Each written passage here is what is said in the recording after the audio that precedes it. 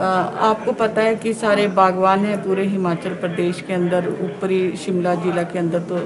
Totally बागवानी पे आधारित है। जैसे हमारे सेब के पेड़ हैं वो टूट गए हैं और हमारी फसल टूट गई है, और जैसे दालें हैं, दालों की फसलें भी टूट गई है। तो मेरा सरकार से अनुरोध है कि वो जल्द से जल्द इस विषय में ठोस नीति बनाए, ताकि जो बागवान है जिनका हम इसी पर निर्भर है, जैसे पूरे साल की फसल है, सेब सीज़न आता है, लोगों का पैसा बर्बाद हो जाता है, तो जिसने कर्ज लिया है उसको माफ़ किया जाए और इसके जो भी जितना भी नुकसान हुआ है उसकी पूरी भरपाई की जाए। हमारे क्षेत्र में, वो चाहे क्षेत्र जिला शिमला हो, मंडी हो, लाहौल स्पीति हो, किन्नौर हो, जहाँ जहाँ भी हमारे बागवानों का ओलावृष्टि से सेबों को नुकसान हुआ है, हमारे मटर्स को नुकसान हुआ है, तो मैं चाहता हूँ, मैं आपके प्रेस के माध्यम से, जिस तरह से मेरा जो जिला परिषद अढ़ाल वार्ड का क्षेत्र जो आता है उसमें बहुत ज़्यादा नुकसान हुआ है, बहुत ज़्यादा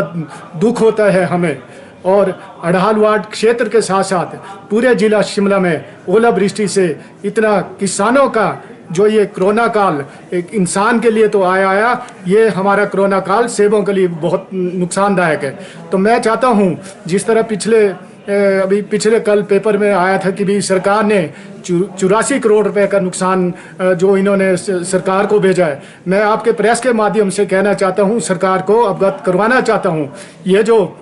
84 करोड़ का नहीं है, कम से कम जिला शिमला में ही हमारे 500-600 करोड़ का नुकसान हुआ है। और आपके मैं माध्यम से कहना चाहता हूँ, इसमें आज तक सरकार का कोई भी मंत्री हमारे बागवानों की देखरेख करने कोई भी नहीं गया। बड़े दुख की बात है। इससे पहले हमारे पूर्व में मुख्यमंत्री राजा वीरभद्र सिंह जी रहे, जब भी कोई इस तरह की घटना होती थी, वो चाहे किसानों की होती थी या कहीं आग लगती थी, एकदम राजा साहब खुद वहाँ स्वयं पहुँचते थे, और अगर वो स्वयं नहीं होते थे, किसी कारणवश बिजी थे, तो उनका सरकार का कोई भी मंत्री वहां पहुंचता था। और मैं आज प्रेस के माध्यम से आपको सरकार को अवगत करवाना चाहता हूं, जितने हमारे जिन भाइयों का नुकसान हुआ है, सरकार उनकी भरपाई करे, और जिन्होंने हमारे किसानों ने ऋण लिया है, केसीसी बैंक का जो ऋण लिया है, मैं चाहता हूँ 100% उनको माफ किया जाए। और जियोग्राफिकल कंडीशन जो उस वार्ड की है,